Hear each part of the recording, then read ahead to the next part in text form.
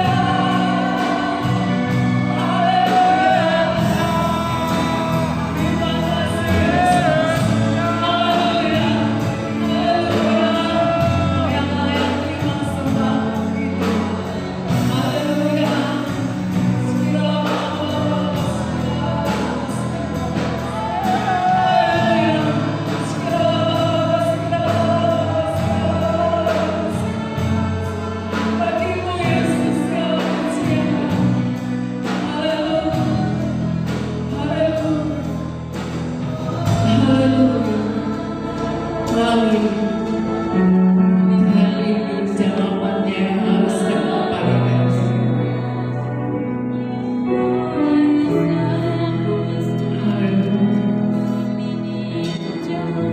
Terima kasih.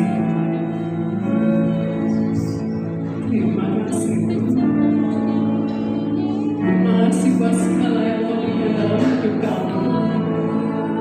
Terima kasih. Terima kasih.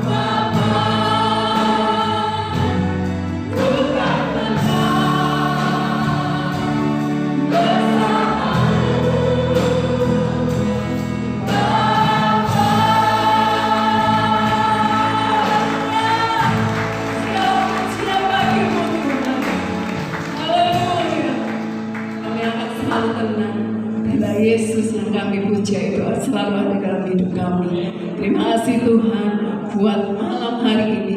Tuhan, bukan satu kebetulan, tapi satu anugerah Tuhan, kami masih bisa ada di sini Tuhan. Masih bisa menerima kuasa melawat-Mu Tuhan. Dan kami siap Tuhan malam hari ini untuk memuji Engkau, menerima lawatan dari Tuhan di dalam nama Yesus. Haleluya. Amin. Berikan sorak-sorai yang memuliakan Yesus Allah luar biasa. Amin. Baru akan dicurahkan malam hari ini. Haleluya.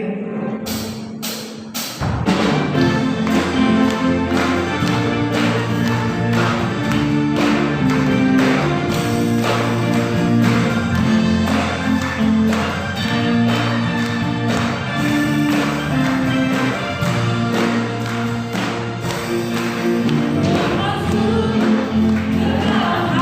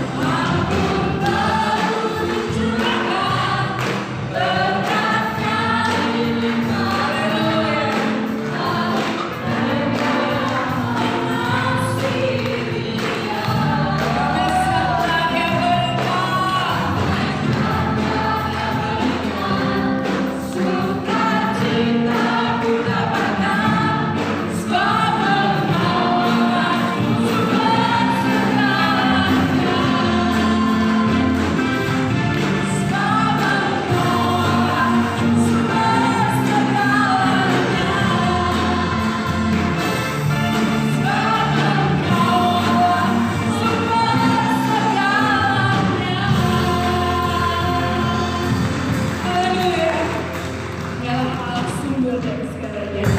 Bapak Ibu Saudara, dalam 10 hari ini saat kita datang ibadah hari demi hari, banyak sekali pengalaman, banyak sekali ajaran yang akan kita terima.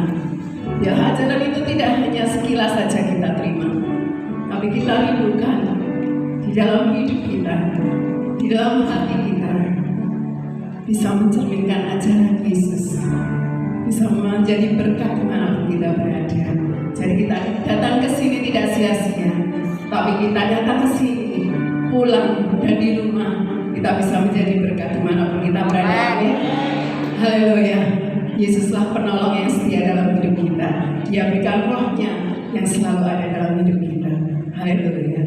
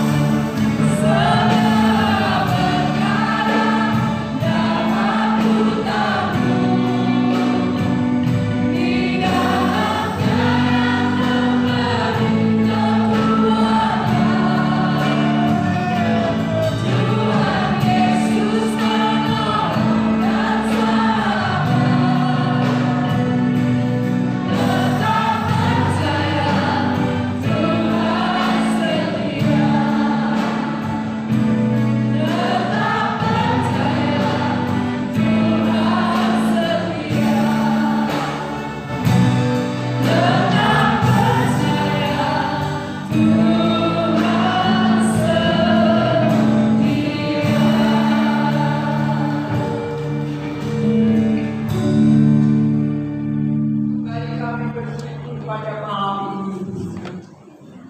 Segala perkara dapat kutanggung bukan dengan kekuatan kami, tetapi Engkau yang memberi kekuatan Tuhan. Engkau yang memberi kemampuan kepada kami untuk dapat melewati semua yang kami hadapi. Terima kasih untuk saat malam ini Tuhan. Kembali kami menaikkan syukur kepada-Mu, memuji, menyembah, menari, melompat bagi Yesus, Raja di atas segala raja. Kami bangga memiliki Yesus yang luar biasa, yang mampu mengalahkan dari segala apapun yang ada di dalam dunia ini. Oleh sebab itu kami akan terus memegang akan setiap firman-Mu Tuhan. Itulah yang membangkitkan iman kami, menguatkan iman kami.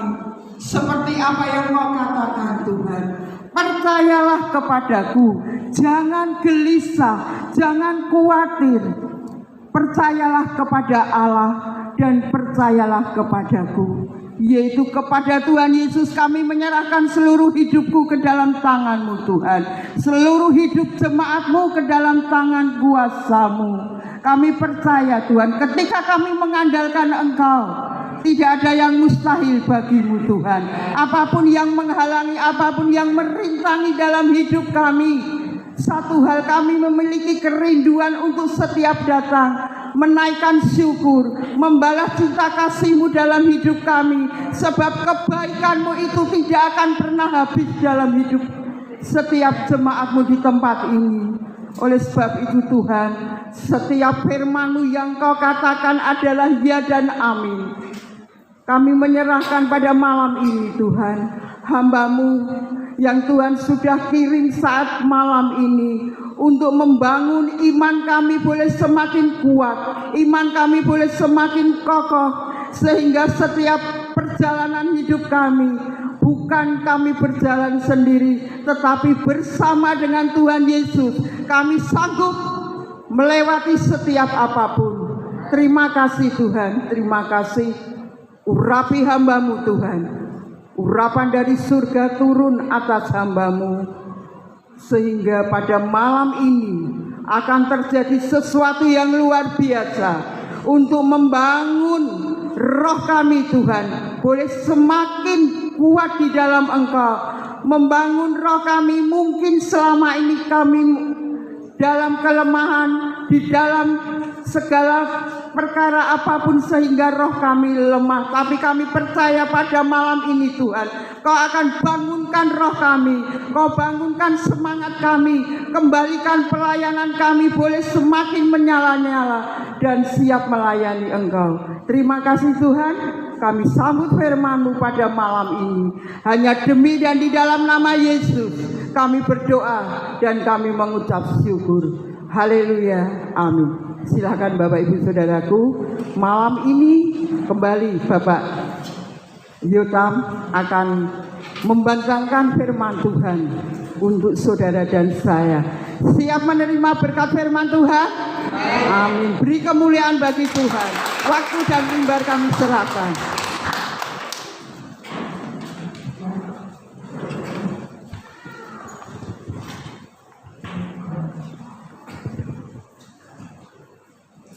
Baik, selamat sore Bapak Ibu saudara sekalian, shalom semuanya. Ya, puji Tuhan ya. Ini yang kedua setelah kemarin. Ada dua hal yang saya mau lepaskan hari ini, nggak banyak. Berapa? Ya dua. Kalau satu 30 menit, ya berarti dua 1 jam ya. Wajah saudara kalau udah kena jam gitu, waduh lagi kok nyotone rasi do nyoto ya. Ya oke, ada dua hal yang cukup penting yang kita mau belajar. Saya diberkati bahan ini. Ternyata ini menjadi hal yang apa ya, istilahnya manual books. Saudara tahu manual book nggak? Kalau saudara beli barang elektronik atau beli mobil, motor, biasanya ada buku manual, ya namanya manual book. Ya, beli handphone ada, beli elektronik ada, beli apa saja ada. Pertanyaan saya, dibaca nggak kira-kira? Hah? Begitu macet, iki langsung, Mas, iki nggak iso nyala. Padahal semuanya di manual book ada caranya nyalakan, caranya untuk matikan. Kalau ini ada apa-apa, nantinya begini-begini, semua ada di manual book. Nah, saya tahu 10 hari ini akan ada banyak hamba-hamba Tuhan berbicara tentang Roh Kudus ya. Tapi saya mau coba untuk hal yang praktis saja hari ini. Gimana sih caranya mengoperasikan Roh Kudus yang ada di dalam diri kita? Saudara harus yakin bahwa kita tuh kayak instalasi listrik ini nih, ya. Udah dibangun kabel-kabelnya, apa lampunya udah dipasang. Tapi kalau belum nyambung sama PLN, ya percuma, betul gak? Butuh nyambung gak sama PLN? Pak, udah tak pasang lampu sama kabelnya, oh belum nyala. Wow, lah belum ada begensernya, belum nyambung sama PLN-nya, ya susah, nggak akan nyala, ya. Nah, tapi kebalikan, PLN udah nyambung, tapi saudara nggak mengonkan, istilahnya nggak mengonkan lampunya, ya nggak nyala-nyala. Bayar loh Pak tiap bulan, tapi kok nggak nyala? Oh kurang cuma mencet aja, gitu kan? Langsung aliran listrik akan datang. Nah, dua hal ini adalah dua hal yang cukup penting untuk kita belajar bersama bagaimana Roh Kudus itu beroperasi dalam kehidupan kita. Saya minta maaf, saya lupa share PPT ya, ada di HP saya, jadi nanti bisa ditampilkan ayatnya saja ya. Yohanes 14, yuk ini janji Tuhan ada di situ tentang pencurahan Roh Kudus. 14 ayat yang ke-26 ya. Hari ini cukup padat acara saya tadi ya. Selesaikan tugas, saya masih kuliah Bapak Ibu, saya ambil studi lanjut lagi, selesaikan 2 bacaan jurnal bahasa Inggris, lalu kemudian buku segini berapa ratus lembar harus dibaca, lalu direview, dikirim ke dosen, selesai jam 11, habis itu jam 12 amalan ini rapat mubes sampai tadi jam 5, hampir setengah 5 rapat mubes, jam 2 sampai jam 5. Ini pusing. Mikir ke kamar gue pendeta, mikir ke piye untuk kamar pendetanya untuk enak kan gitu kan. Kadang-kadang pendeta itu kadang-kadang ya sama manusianya kan gitu kan. Ada yang ngebel, Pak saya menek satu kamar sama pasangan saya ya. Wah, istri saya tuh dipanggil cantik loh, cantik. Tolong ya tante kasih kamar sama si ini ya, yang modelnya seperti ini segala macam. Saya cuma ngekek-ngekek aja, istriku dipanggil cantik begitu ya.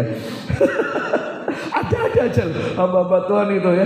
Jadi kita tadi rapat tadi sampai sini aja, aduh sangat mepet sekali ya. Oke, sudah ya. Yohanes 14 ayat 26 dikatakan begini. Tetapi penghibur, baca bersama ya ayat ini ya, 1, 2, 3. Tetapi penghibur, yaitu Roh Kudus yang akan diutus oleh Bapamu dalam namaku, dialah yang akan mengajar terus segala sesuatu kepadamu dan akan mengingatkan. Oke, sampai di situ dulu. Dia akan mengajar dan mengingatkan. Poin yang pertama, bagaimana Roh Kudus bisa beroperasi dalam hidup kita? 1, gampang ini. Open your mind, buka pikiran kita. Buka pikiran kita. 1, 2, 3. Buka pikiran kita. Kalau kita nggak membuka pikiran kita, itu kayak gelas. Kalau ini mau diisi, nah kalau gelasnya tertutupnya nggak bisa Bu, betul nggak? Harus dibuka dan posisinya harus kosong baru bisa diisi. Kalau selama ini penuh mau diisi ya nggak bisa. Saudara itu datang ke gereja, tapi kalau pikiran saudara berkata begini, Allah sing khotbah siapa? Harus ngerti khotbahnya. Harusnya begini. Rasanya udah tahu semuanya. Susah loh, firman Tuhan itu akan tertanam dalam hati kita. Nah, ini peran Roh Kudus yang sangat simpel, buka pikiran dalam hidup kita. Kenapa? Coba baca ayatnya. Karena Roh Kudus itu akan mengajar. Kalau dia ngajar, kita harus buka pikiran. Begitu kita buka pikiran, maka sesuatu yang baru akan mengalir. Kita diajar dan kita bisa maju dan kita bisa bergerak sungguh-sungguh. Nah, untuk kita mau diajar butuh yang namanya kerendahan hati. Gak gampang loh. Orang tuh punya kerendahan hati. Ada satu anak rohani kami, namanya Freddy Setiawan. Saudara kalau lihat IG saya, follow nggak? Nggak follow berdosa. Enggak, saudara enggak ya. Saya pasang status hari ini. Ini anak rohani, dia atlet badminton nasional. Cuma dia cacat, ya. Jadi dia atletnya bukan kayak Gideon Marcus, tapi jalurnya sama para games. Orang-orang yang cacat kan ada ya. Minggu lalu hari Sabtu dia mau berangkat ke Dubai. Sekarang ada di Dubai anaknya. Aku mau berangkat ke Dubai minta doa. Selalu setiap kali dia mau berangkat turnamen minta doa. Tak doa ini. Entah kenapa ya, saya melepaskan kalimat itu buat anak ini. Fred, aku berdoa buat kamu. Pergi taklukkan turnamen. Tuhan akan buat kejutan di lapangan bagi kamu. Tuhan menyertai kamu. Kata kejutan di lapangan itu melekat dalam batin saya sampai kemarin. Dia berangkat akhirnya. Dia tuh atlet bulu tangkis nasional. Doa pagi jarang belum, Bu. Tidak pernah nggak ikut. Selalu ikut. Dia orang yang resum. Setiap kali ada firman Tuhan dicatat sama dia lengkap gitu, lalu diposting, dikirim ke grup doa pagi begitu. Dia orangnya tuh. Orang yang setia, humble, luar biasa. Dia berangkat. Dia sekarang berangkat tak doain. Tahu nggak? Dalam sejarah kali ini dia mendapatkan 3 emas. 1 single dapat emas. 2 ganda campuran dapat emas. Ganda cowok sama cowok, lawan cowok sama cowok dapat emas juga. 3 emas disikat sama dia. Boleh tepuk tangan buat Tuhan, luar biasa. Wow. Saya WA-an hari Minggu itu, saya lihat semuanya Bapak Ibu saudara sekalian. Saya WA sama dia sebelum dia yang kedua. Targetmu apa? Kok jangan mikir target. Sebab aku pernah mikir target dapat emas, ternyata ekspektasiku salah semuanya dan aku malah tidak dapat apa-apa. Yang aku lakukan adalah begini, besok aku main sama siapa? Dan Roh Kudus mau mimpin apa? Dia ngomong roh atlet kok ngomong Roh Kudus. Baca WA, kalau saya bacakan WA-nya, saudara pasti akan merinding luar biasa. Dia ngomong gini, gak masuk akal di pertandingan itu. Gak masuk akal di pertandingan itu. Aku lihat mereka tuh jago-jago. Pasti menang lawan kami. Pasti menang. Setiap lawannya selalu ditumbangkan. Tapi begitu lawan kami tuh kayak ngeblank gitu. Kayak ngeblank. Itu yang pertama. Pertandingan yang kedua sama. Menang Freddy sama temennya. Terus kemudian set kedua menang lawannya. Berarti harus set ketiga. Bapak Ibu dengar baik-baik. Ini angka sudah 20-14.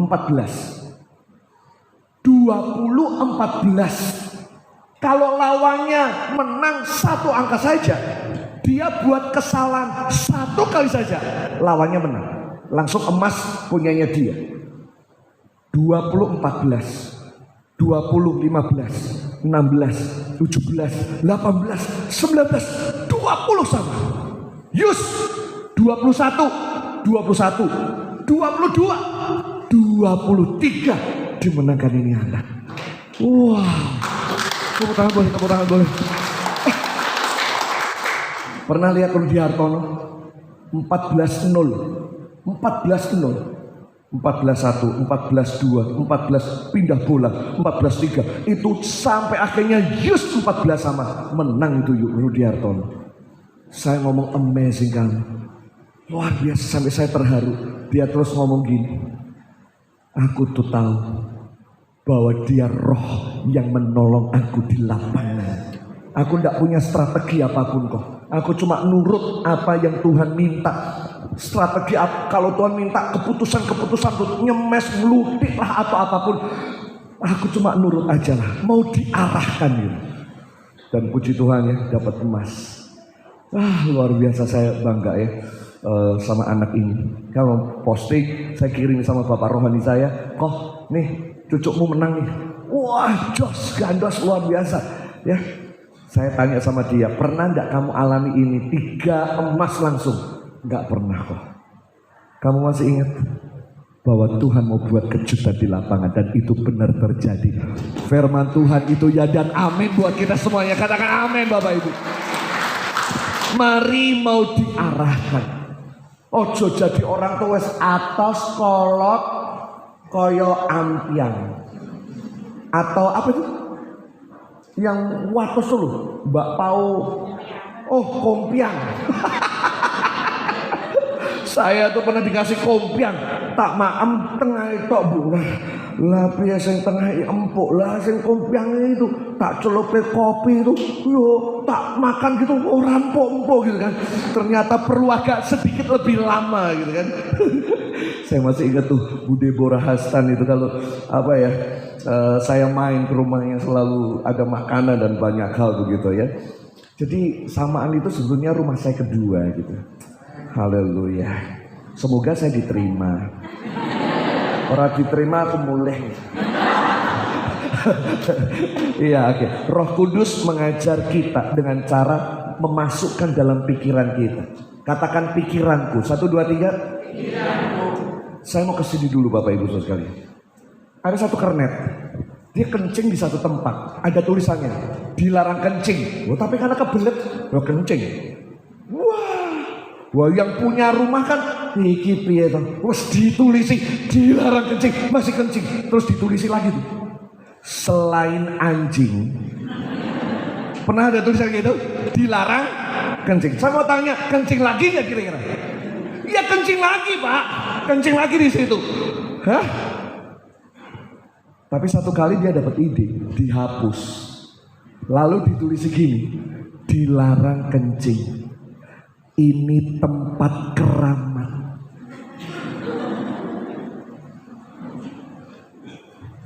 Setiap malam tertentu ada penampakan. Saya mau tanya, kencing nggak? Yang kencing mungkin bingung, rasa nguyuh daripada nguyuh orang mampet metu terus kabeh kencing yang golek toilet weh. Entah golek Alfamart atau Indomaret daripada nanti malam ada sesuatu. Itu bicara soal mindset, betul nggak? Mindset kita harus dibenerin Bapak Ibu. Caranya bagaimana? Buka hati dan izinkan Roh Kudus bekerja. Izinkan Roh Kudus bekerja di dalam kehidupan kita. Coba baca ya, Kisah Para Rasul 7. Saya suka ini. 17 maaf. Kisah 17. Ada satu kisah di Berea. Kisah 17, Kisah Para Rasul 17 di ayat yang ke-10. 17 ayat yang ke-10. Tetapi pada malam itu juga segera saudara-saudaraku di situ menyuruh Paulus dan Silas berangkat ke Berea. Setibanya di situ pergilah mereka ke rumah ibadat orang Yahudi. Nah, orang-orang Yahudi di kota itu, di Berea itu, lebih baik hatinya, lihat itu, daripada orang Yahudi di Tesalonika. Kenapa? Ada apa dengan Berea? Karena mereka menerima firman itu dengan segala kerelaan hati mereka.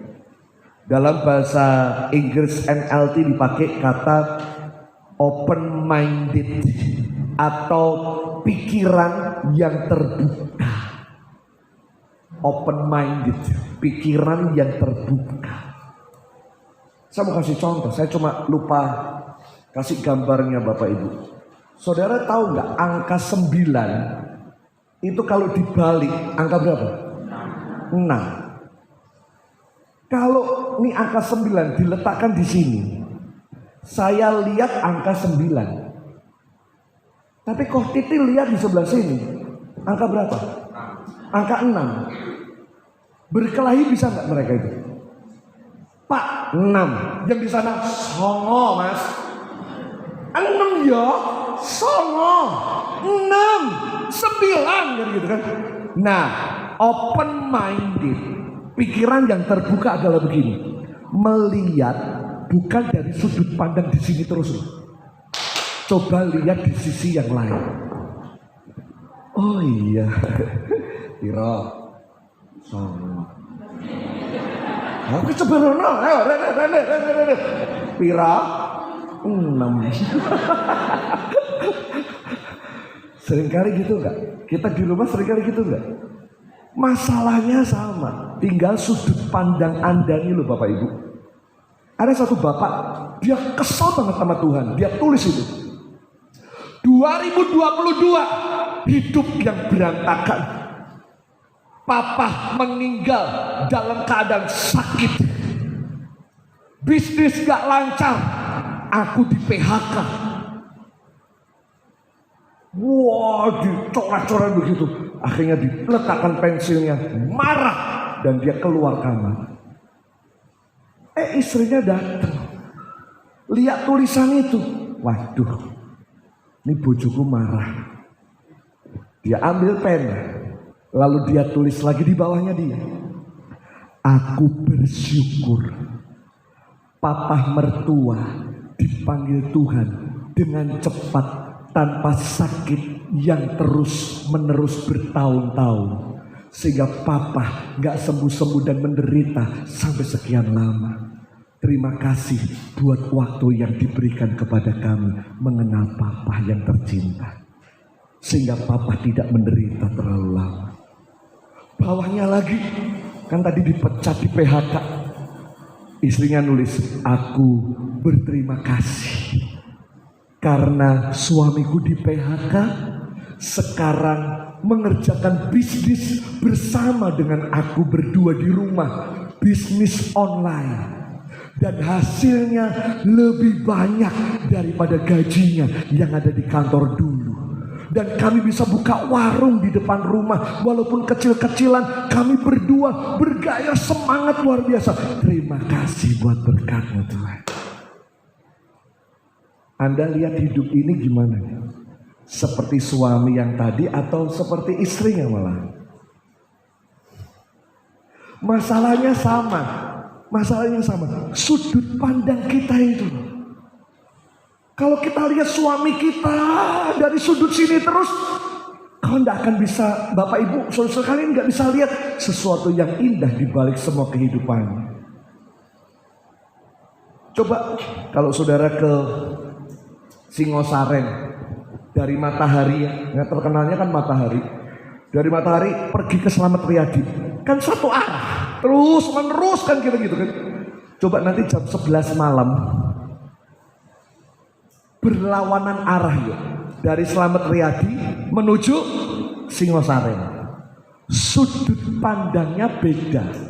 Anda akan bingung sendiri. Ini kota ngendi? Ini daerah mana? Sudut pandangnya beda. Nah itu loh yang Tuhan mau. Pikiran yang terbuka itu menentukan perasaan dan tindakan kita. Marcus Aurelius berkata begini. Kualitas kebahagiaan kita ditentukan oleh kualitas pikiran kita. Kalau pikiran kita sumpek, mampet, ya kita tidak punya kebahagiaan hidup ini. Ojo disenggol. Kumat. Tak noai. Wajahnya abang, tensinya 300. Itu sampai kok darahnya bos, itu langsung lepas daripada ukuran tensinya. Yuk belajar ya kita mengalami yang namanya pikiran yang betul-betul berubah dan berkembang. SGS itu tempat kami melayani. Bersyukurlah jemaat punya pemikiran yang berkembang. Diajak maju mau, diajak begini ya enggak kolot-kolot. Anda tahu enggak Terah, orang tuanya Abraham. Tuhan kan ngomong begini, Bram, keluar dari sanak saudaramu, orang tuamu, pergi ke Kanaan.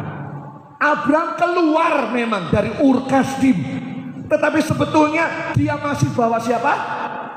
Terah papahnya, bersama dengan Haran juga ada di sana. Sampai akhirnya Abraham tuh hidupnya tertunda. Haran itu artinya kolot, Terah itu artinya penundaan.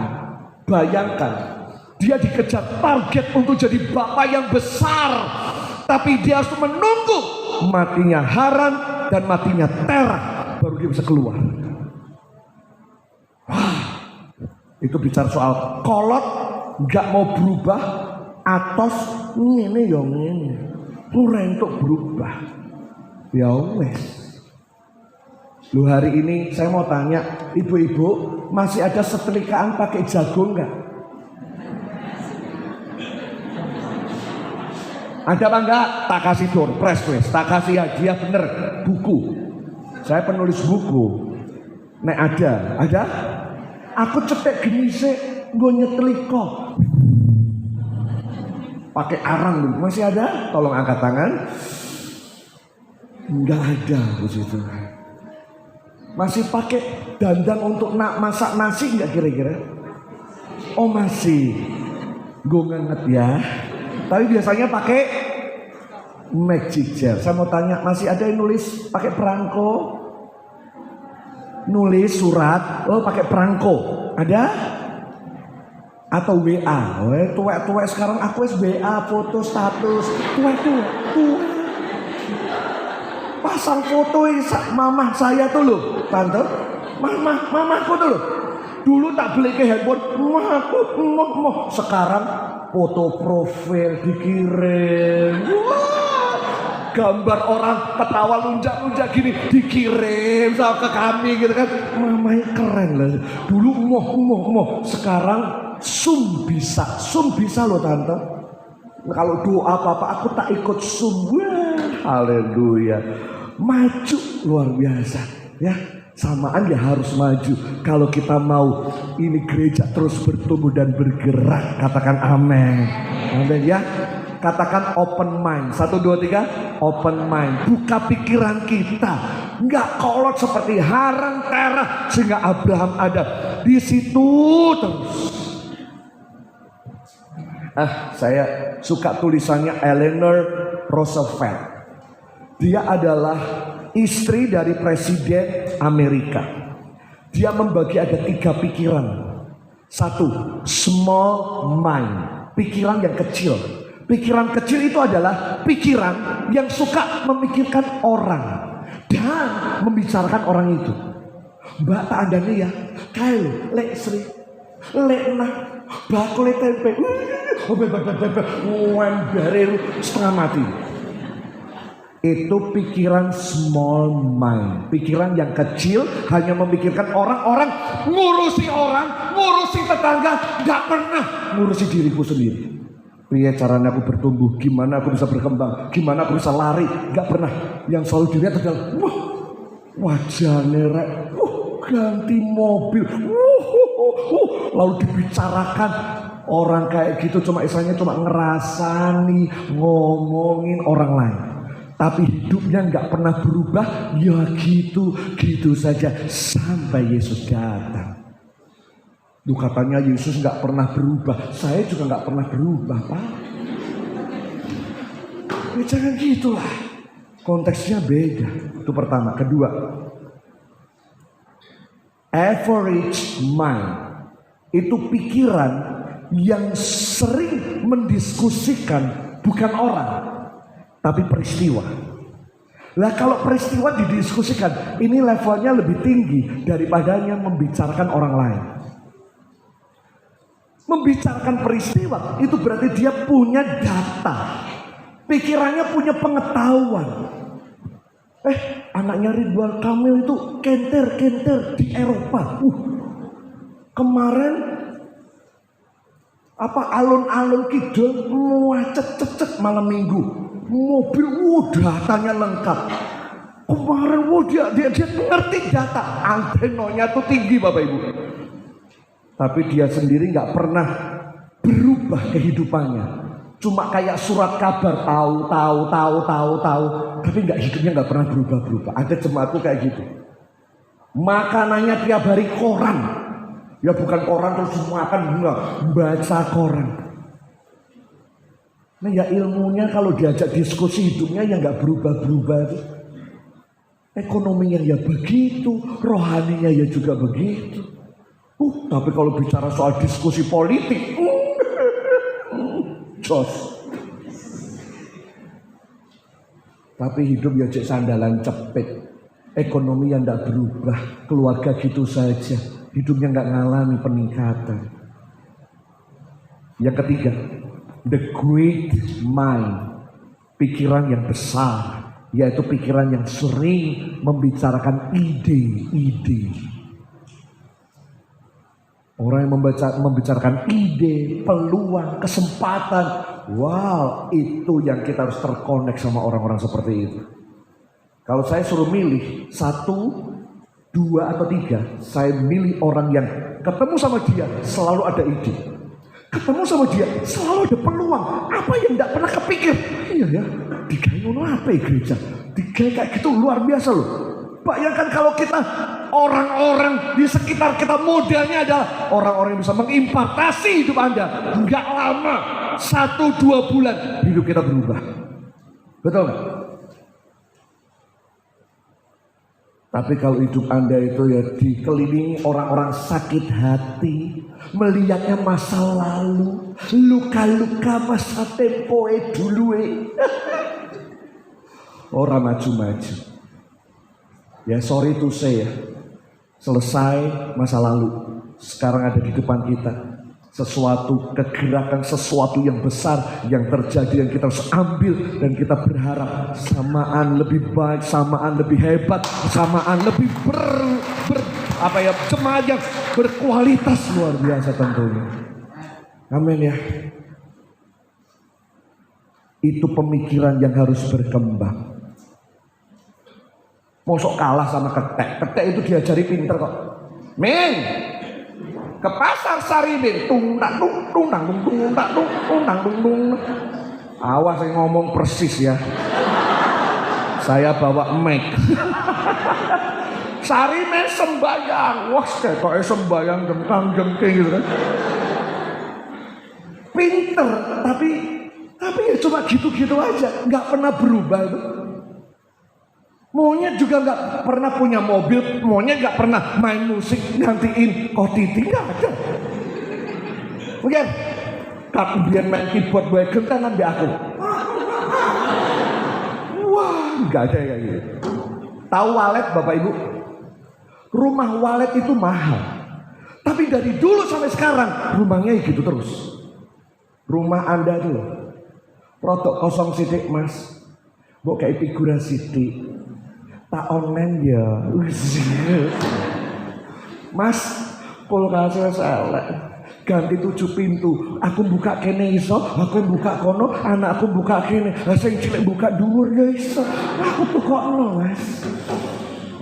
Manusia itu ya bisa berganti dan berganti. Sementara rumahnya walet ya gitu aja Bapak Ibu. Otak manusia itu hebat luar biasa. Pikiran manusia itu hebat luar biasa. Saat manusia jatuh dalam dosa, pikirannya nggak rusak, nggak linglung loh, masih sadar. Cuma hubungannya dengan Tuhan saja yang terputus. Tapi orang, kalau saya baca di Alkitab, Adam dan Hawa tetap keren. Maksudnya keren itu pikirannya tetap jernih, pikirannya tetap nalarnya jalan. Bukan berarti makan buah pengetahuan baik dan jahat terus bingung. Koyok telmi langsung drop IQ-nya, enggak juga. Dia membangun menara Babel yang tingginya selangit luar biasa. Manusia tuh hebat pikirannya. Apalagi kalau pikirannya dipenuhi oleh Roh Kudus. Wah, hebat luar biasa. Pikiran yang benar dipenuhi Roh Kudus, dia akan bisa melihat hidupnya sesuatu kehidupan yang begitu indah, luar biasa. Kalaupun dia lihat bahaya, dia lihat persoalan, dia lihat dari cara Roh Kudus melihatnya. Coba baca yuk Kejadian 50 ayat 20. Ini yang terkenal. Cerita tentang Yusuf. Yusuf itu dijual saudara-saudaranya, dimasukkan ke sumur, dijual jadi budak, bekerja, dan akhirnya dia dipenjara, difitnah oleh istrinya Potifar. Di penjara dia ketemu dengan yang namanya juru masakan dan minuman, dan akhirnya semua peristiwa yang terjadi ujungnya adalah mendekatkan Yusuf kepada singgasana. Jangan-jangan apa yang sedang terjadi hari ini mendekatkan dengan singgasanamu. Sabaro sithik. Petrus saja jatuh seuluran tangan Yesus kok. Tahu cerita ini? Petrus jatuh, bruk. Lalu Yesus mengulurkan tangannya dan narik Petrus. Berarti titik jatuhnya Petrus dengan posisi berdirinya Yesus itu dekat dong. Yesus bukan pakai kayak Spiderman. Yesus tolong.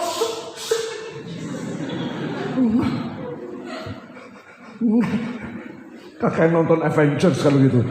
Yesus ulurkan, berarti titik kejatuhannya Petrus sangat dekat.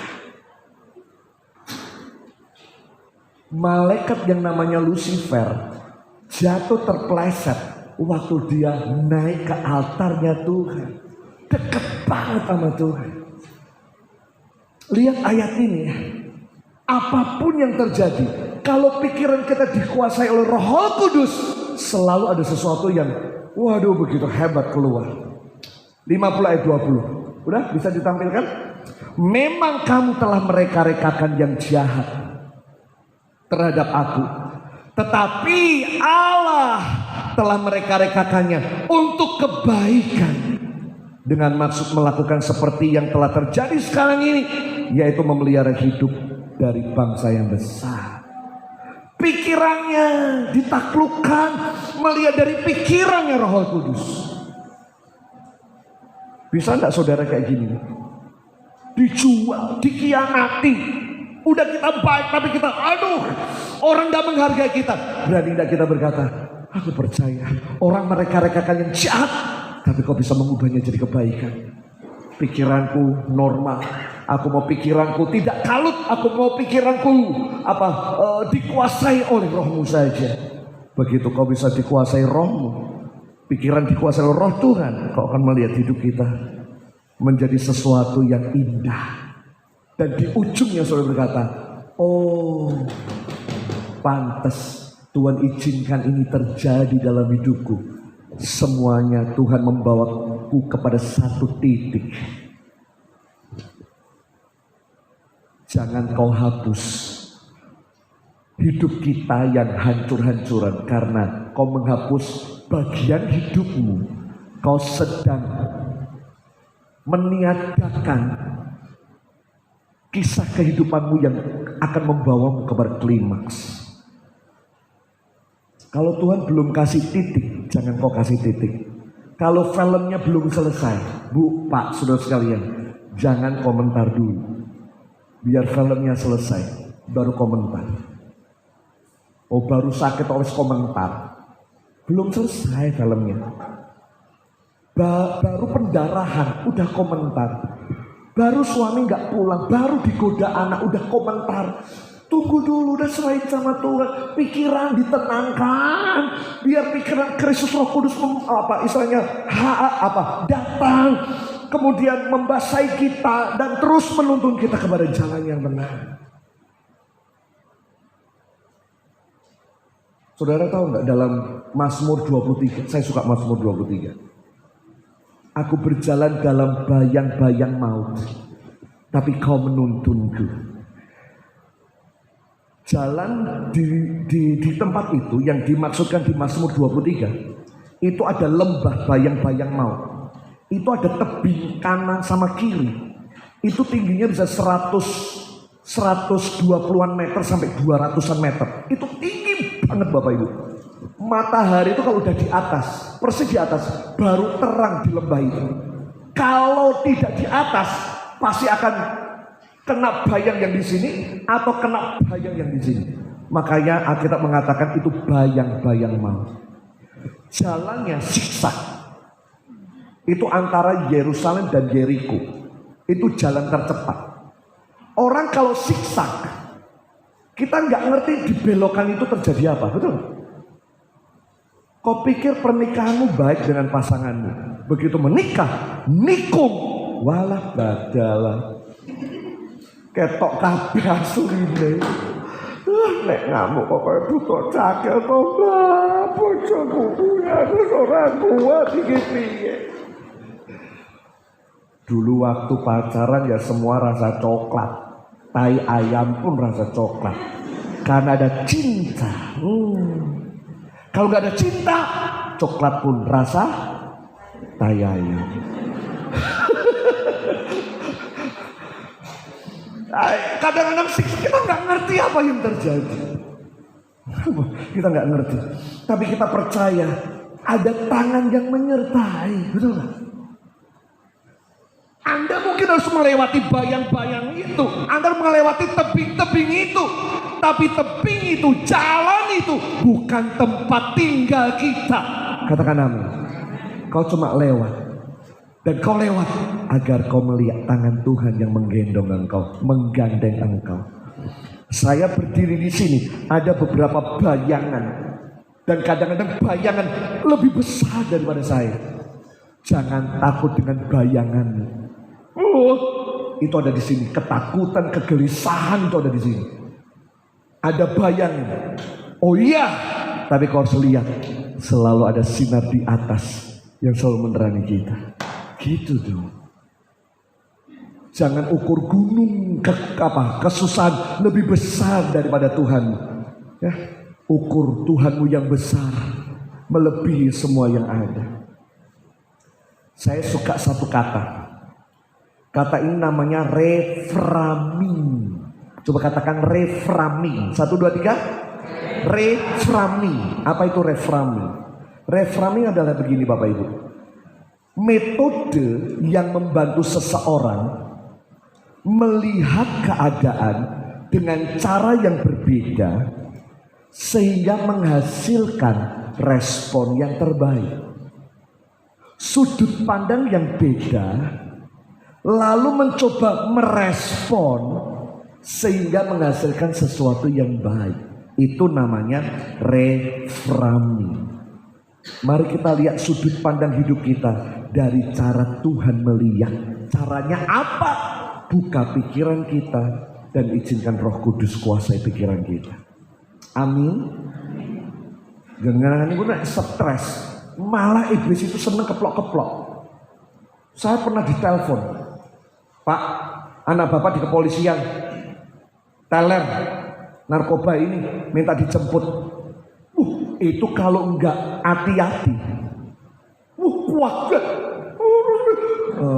Terus kemudian ujung-ujungnya minta tolong ditransfer ke rekening ini.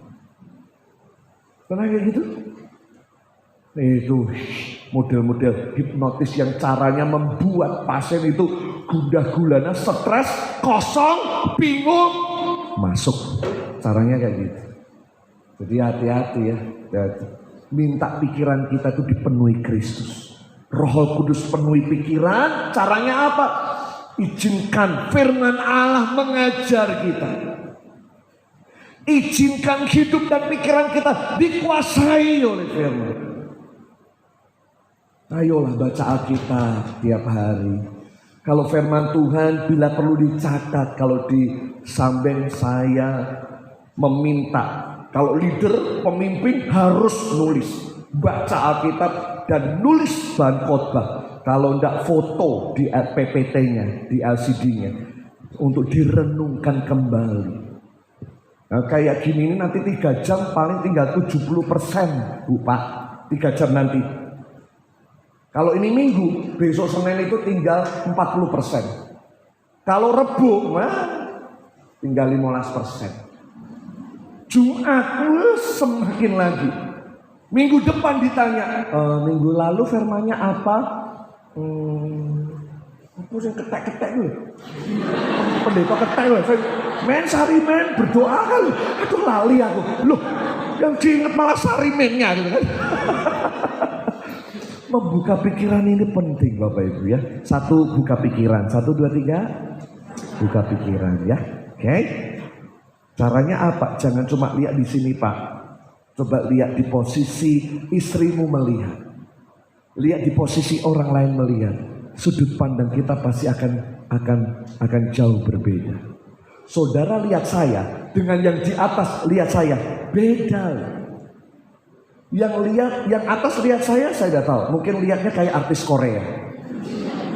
Kalau saudara di bawah lihat saya kayak Pak Darto. Atau yang lain yang 1, buka pikiran kita ya, buka. 2. Ini yang terakhir kan cuma 2 kan, 2 kan. Buka hati kita. Simple ya. Buka pikiran mau diajar. Yang kedua, buka hati kita. Hati kita harus dibuka. Yohanes 14 ayat 27. 14 ayat 27. Kita kembali ke sana lagi. Damai sejahtera ku tinggalkan bagimu. Damai sejahtera ku berikan kepadamu. Apa yang kuberikan tidak seperti yang dunia berikan kepadamu. Jangan gelisah dan gentar hatimu. Berarti damai sejahtera itu ditaruh di mana? Hati. Lalu hatinya tertutup, susah. Kalau hatinya dipenuhi kemunafikan, kepahitan, luka-luka masa lalu, belum bisa mengampuni. Gimana roh damai sejahtera itu hadir di hati kita? Bu, Pak, belajarlah mengampuni. Adik-adikku, belajarlah mengampuni. Orang tuamu salah ya gak apa-apa, diampuni. Tahan hidupmu. Ada satu kali kelak nanti kau akan keluar dari orang tuamu. Saat kau menikah, clean, udah, itu gak boleh ada perdebatan. Kita berkata, pada saat kita menikah, kau meninggalkan orang tuamu. Lepas dari otoritas. Tapi selama kau masih ada bersama dengan orang tua, hormati. Hormat itu memunculkan berkat bahkan masa depan buat anak-anak. Oh benar, itu Alkitab yang ngomong. Akan subur tanahmu saat kau menghormati orang tuamu. Kami mencoba mengajarkan ini di tempat kami. Ayo hormati orang tua, itu penting. Anak ini ya, yang namanya Freddy, punya hubungan yang gak baik sama papanya. Dia pernah juara beberapa kali, tapi duitnya dihabisi sama papanya. Dia beli mobil, BPKB SNK dibat sama yang namanya papanya. Papanya peres dia kayak sapi perah. Kamu tak gede, sekarang jadi kue setor sama aku. Gitu. Gak menghargai anak. Anak kayak sapi perah bener. Oh dia nangis. Hubungan gak baik. Larinya ke hal yang gak baik bener. Saya tangkap, dipulihkan, dibersihkan. Wes kowe ampunono papamu. Kowe nek menang ya dikeilah berapa puluh juta lah buat papamu nggo bonus sebagai tanda terima kasih. Udah kalau rumahnya bapak itu minta dicat ya dicat lah. Kayak apa bonusmu ya banyak besar. Pernah dia dapat hampir berapa M gitu karena dia juara. Kapan hari itu? Udahlah, cari duit gampang buat kamu. Tapi orang no topi mas. Sayang sama papa. Itu kunci berkah. Nurut Pak, Bu. Tak kasih tahu nurut. Pikirannya itu tidak dipenuhi. Tidak mau enggak. Lihat bapakmu. Bapakmu kok ini diingeti terus. Dia mencoba open untuk Roh Kudus datang dan hatinya terbuka dan ngampuni papanya. Dan akhirnya dia diberkati Tuhan yang luar biasa. Hari ini dapat 3 emas. Wow. Waktu hatimu tuh melepaskan pengampunan, kau tidak bisa mengubah masa lalu. Teman-teman, saudara, dengar. Waktu kau melepaskan pengampunan, kau nggak bisa mengubah masa lalu. Masa lalu ceritamu tetap begitu. Cuma dengar baik-baik. Pengampunan yang kau lepaskan sedang mempersiapkan jalan di depan lebih luas. Kalau Anda tidak melepaskan pengampunan, kau akan hidup dalam kepahitan, benci, marah, dan akhirnya dendam. Tapi kalau kita melepaskan pengampunan, surga melepas damai, sukacita, ketenangan, bahkan berkat yang luar biasa. Pilih yang mana? Anda sakit hati dengan pemimpin-pemimpin di tempat ini, udah lepasin aja. Dalam nama Yesus. Itu masalah. Sekarang lihat ke depan, kita bergandengan tangan bersama-sama membangun samaan ini untuk tahta kemuliaan dan kasih karunia Tuhan ada di tempat ini. Amin. Wes Pak Bu, tutup buku yang lama. Nek ketemu ide yang dibicarakan, bukan yang lalu-lalu. Biar gila. Orang tenten ngomong biar. Sekarang itu mau gimana? Saya tipikal orang yang kayak gitu Bapak Ibu saudara sekalian. Kalau ada masalah, dia cari solusi. Bukan malah menuduh sana terus bulet di masalah. Iya wes, aku tahu semua gagal, semua ini bangkrut atau sekarang dia caranya. Kita solusinya sekarang gimana? Cari dong solusi. Pemimpin yang baik mencari solusi dan bukan malah mempersoalkan masalah makin rumit. Yang sederhana jadi rumit, yang rumit orang rampung-rampung. Tapi orang yang bijak itu bisa ya wes. Benang wes ruwet yang tengah mau diudari, buang waktu. Oh enggak, klarifikasi. Butuh saksi. Saksi ini RT satu-satu bu panggil. Nek benangnya wes ruwet, kene dipotong, disambung, selesai. Itu kalau saya. Sing bundet itu dibuang tong sampah. Tidak menghabiskan energi, waktu, capek loh Bapak Ibu, betul nggak?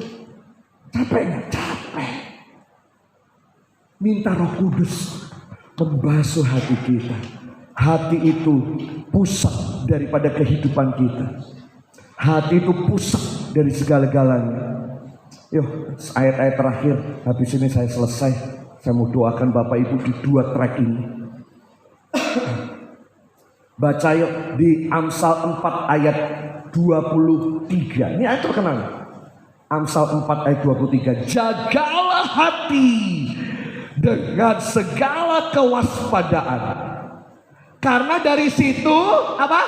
Terpancar kehidupan. Mau kehidupan terpancar dari keluarga, dari hidupmu, dari pernikahan, dari pekerjaan, ada kehidupan di sana. Gak ada kematian, gak ada pembusukan. Caranya gimana? Jaga dong hati. Jaga hati dengan segala kewaspadaan. Kan ada lagunya ya. Jagalah hati, jangan kau nodai. Jagalah hati, jangan kau nodai. Yes. Jaga hati. 1, 2, 3. Jaga hati. Ngomong sabar. Nggak tahu ngomong sabar. Ngomong gampang ya. Ngomong gampang ya. 1, 2, 3. Oh, gampang tuh sabar. Sabar itu kunci berkat. Ada satu cerita. Ini helikopter naik. Ada 4 penumpang. Pilot, pendeta, bisnismen, anak pramuka. Dalam ketinggian tertentu, engine mesinnya mati.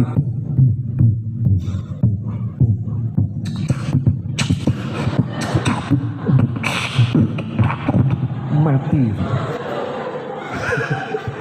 Itu kitirannya mandek. Pilotnya langsung ngomong, para hadirin, minta maaf, parasit kita cuma 3 dan kita berempat. Minta maaf ya Pak ya.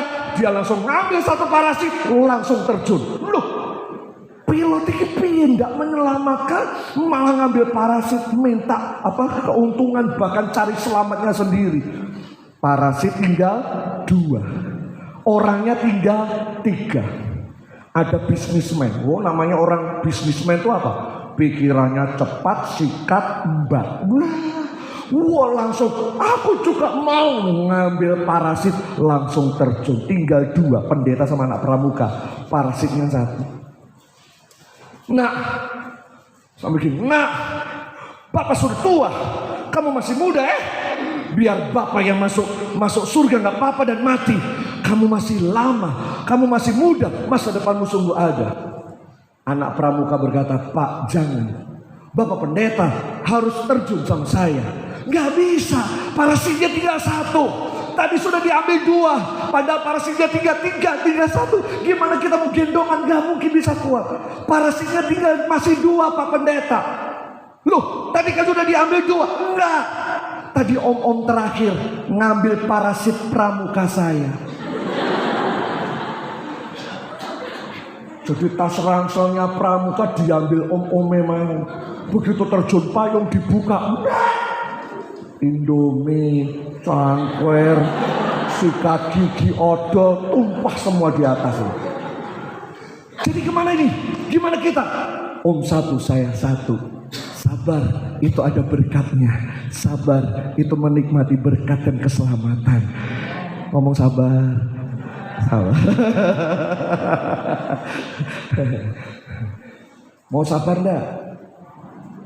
Nek enggak sabar ya mulio. Nek wani.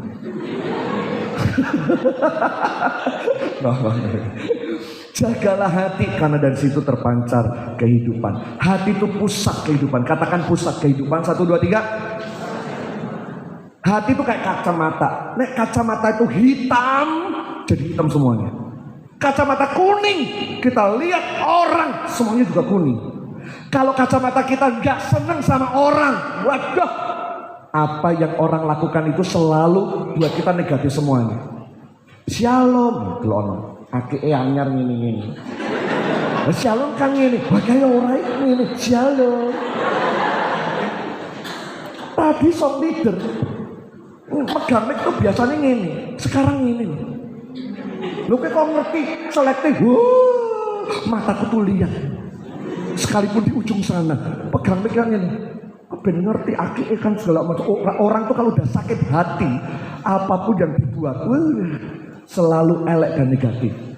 Program bagus, apa saja tuh. Kalau pikirannya negatif, tidak dipenuhi pikiran Kristus, hatinya pahit, semuanya jadi pahit. Betul? Hati-hati Bapak Ibu. Jagalah hati. Ayat terakhir saya selesai. Teman-teman musik boleh maju. Matius 15, ya. Terakhir 15 ayat yang ke-19. Dari hati timbul apa? Pikiran jahat. Tidak mungkin ada orang jahat sebelum hatinya jahat. Omeh mencuri itu dari hati dulu kan. Lihat itu. Tidak mungkin tiba-tiba berzina. Kok iso sekamar wong loro to? Kok iso ya? Aku ya ora mudeng nih. Loh, piye? Itu pertama gara-gara kopi. Kedua gara-gara karena diantar pulang karena hujan, gak ada yang jemput, Grab pun susah. Yang ketiga ulang tahun, ditemani malam-malam hari, jam 2 esok.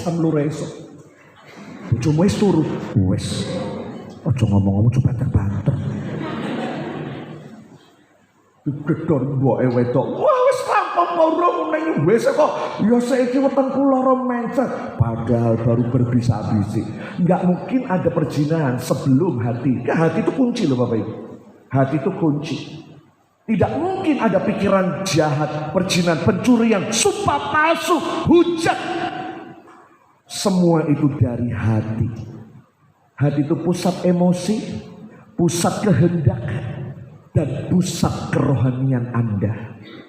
Begitu hatimu terbuka untuk Roh Kudus, Roh Kudus bertahta di hati kita, Roh Kudus memerintah hidup kita, maka dengan emosi, kehendak, perkataan, apa yang kita lihat itu dikendalikan apa yang ada di hati.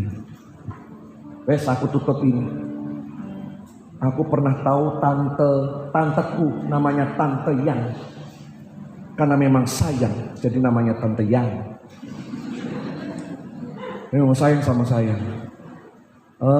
Dia pernah khotbah kalau nggak salah di sini atau gereja yang lama, pakai gambar, ya, hati manusia, ya, ada babi, ada anjing, ada ular.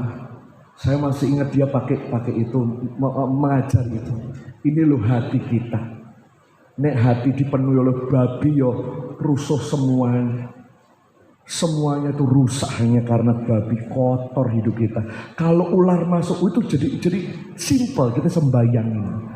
Nah saya tidak tahu apa yang ada di hati kita.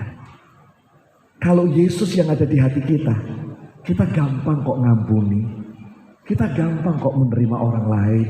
Kita gampang kok berkorban bagi orang lain. Gampang Bapak Ibu. Sangat gampang. Kemarin saya kan cerita ya, kami serahkan rumah kami Desember yang lalu buat beli tanah di samping gereja. Kita serahin, 15 tahun kami hidup di rumah itu, harga 1M 50. Jual properti hari ini susah, tapi kalau Tuhan udah beracara, nggak lama, 1-2 bulan, rumah kami kejual. Ya, cuma lewat aja masuk 1M 50 belum habis itu langsung gue bayar tanah. Saya dipinjami jemaat sekarang di rumah di Turisari. Bu, Pak, ngasih rumah itu kalau kau tidak punya hati Yesus, nggak mungkin.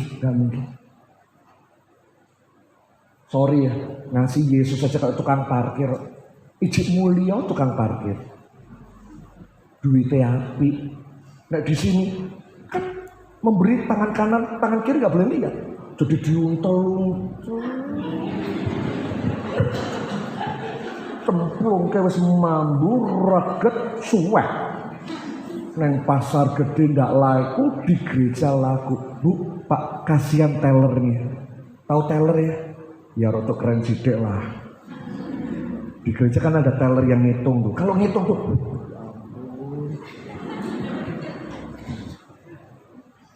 kasih Tuhan yang bagus lah. Disetrika, kasih yang baru, yang terbaik yang kau punya. Karena Tuhan udah kasih yang terbaik. Kalau kau ada Yesus di dalamnya, ada Roh Kudus di dalamnya, itu tumpah keluar. Itu kasih Kristus, pengampunan, perhatian, kasih mesra. Aduh, saya berdoa pulang dari tempat itu, tempat ini, kasih Kristus dan Roh Kudus itu ngalir. Ya, amin ya. Yang muda-muda yang pacaran, kau pacaran yang keluar tuh kasih Kristus lagi. Oke kayak Koyotam ngomong kayak, terus pacaran lucu nih petang-petang yo mas, yo kita bertobat ya. Mas gendang lamaran dan gendang ayo cador kuning. Saya datang nanti buat saudara. Haleluya. Ya Tuhan Yesus memberkati. Kita bangkit berdiri bersama-sama. Ku buka hati untuk buka hati untuk jamahanmu, berserah di hadirat. Katakan kau ambil alih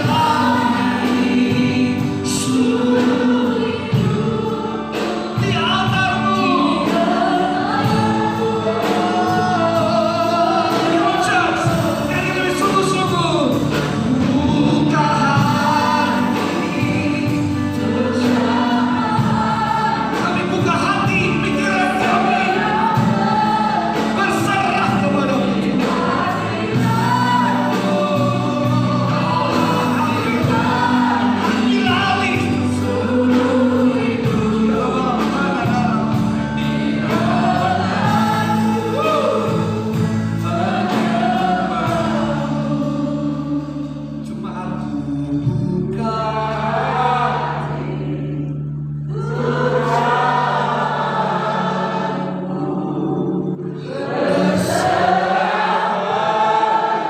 Serahkan pikiranmu, hatimu.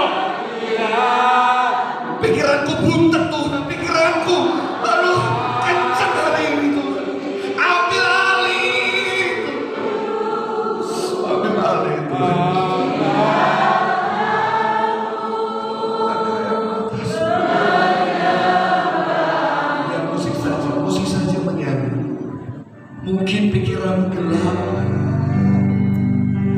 pikiran kita kacau, tegang, hari ini stres. Mungkin hatimu sedang luka hari ini. Izinkan Roh Kudus menyelesaikan bagian-bagian yang tak kelihatan. Kau mungkin bisa menyembunyikan itu di luar, tapi tidak di hadapan Tuhan. Buka hati.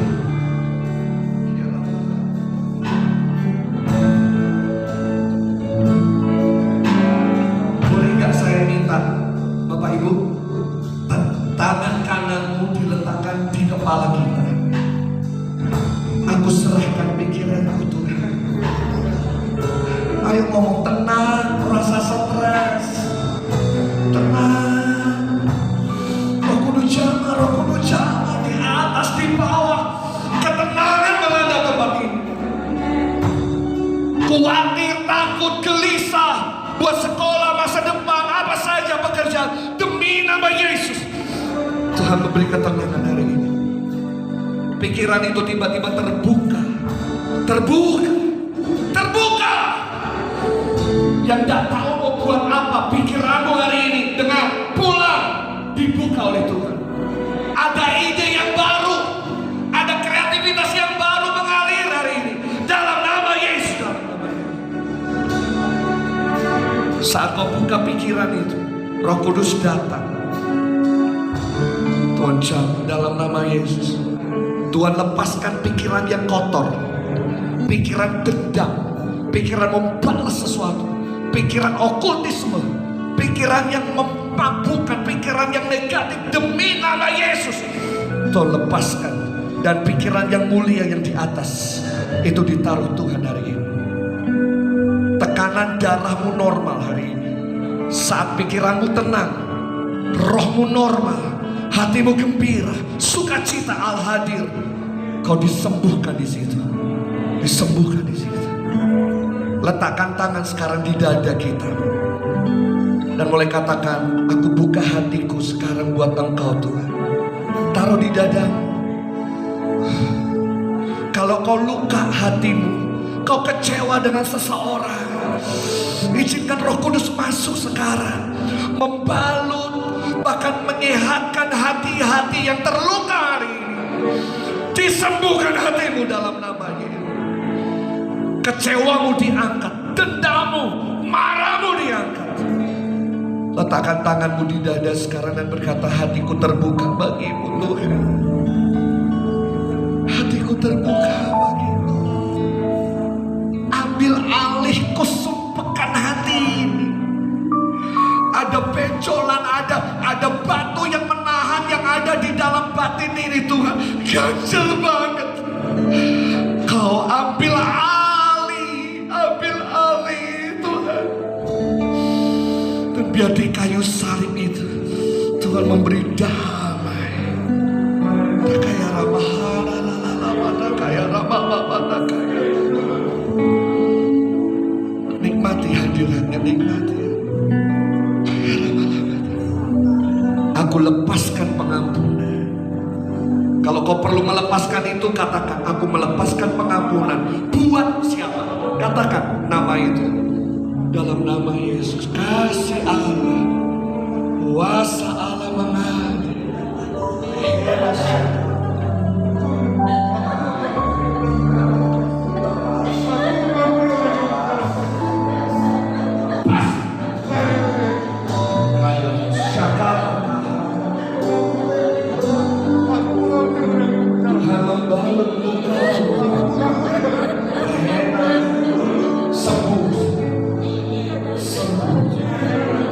Setiap hati yang hancur, yang disusahin anak-anak, dengar baik-baik, Tuhan membalut hatimu. Pulang dengan kemenangan. Kau susah dengan anakmu? Oh, hari ini Tuhan berikan tenang. Ada yang hancur, Tuhan sedang membalut. Terima.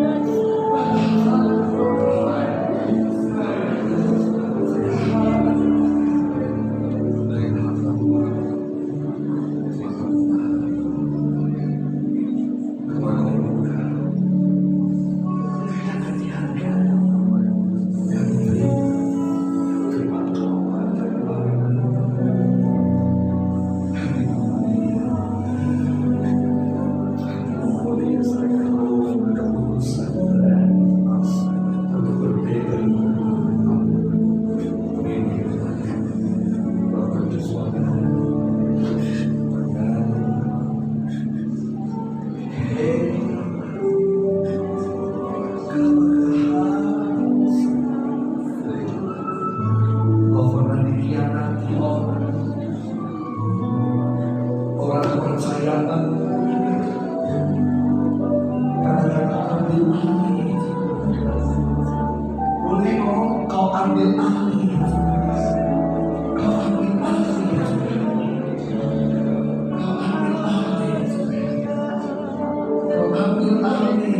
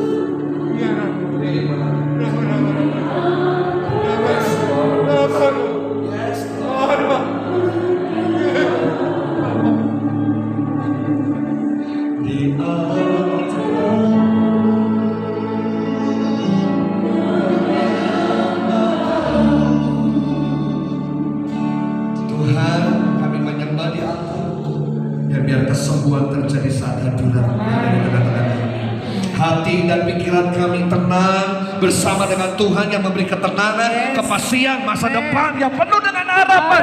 Kami tidak takut karena yang menyertai kami lebih hebat, luar biasa, dan Allah yang berkuasa. Dalam nama Yesus kami sudah berdoa dan kami terima kekuatan yang baru daripadamu. Haleluya, yang diberkati katakan amin, amin, amin, amin.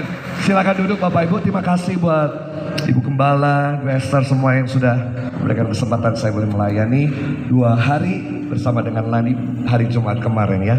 God bless, Tuhan memberkati kita. Saya silakan kepada yang bertugas.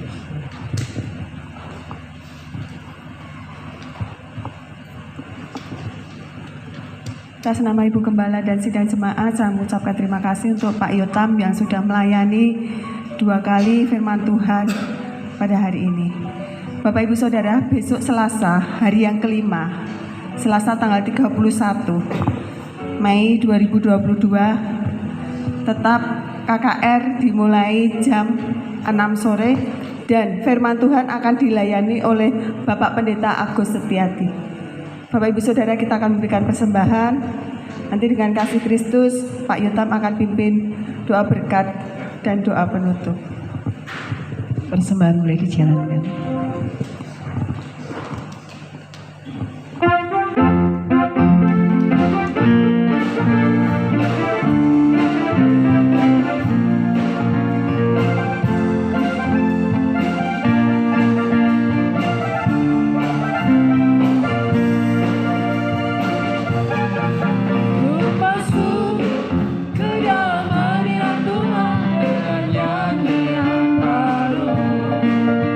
Membawa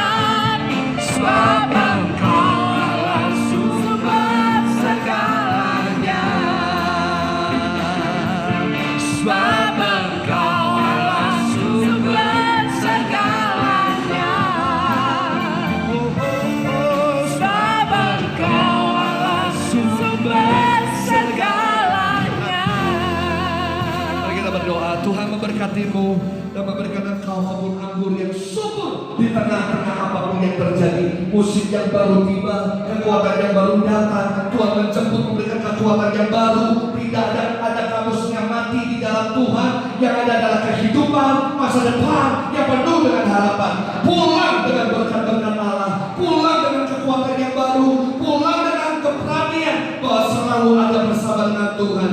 Allah Bapa menyinari engkau dengan wajahnya dan memberikan kau kasih karunia, berkat anugerah kasih Tuhan Yesus dan persekutuan dengan Roh-Nya yang kudus menyertai memberkati kita dari yang sampai Maranatha Tuhan Yesus datang kedua kalinya. Haleluya, amin.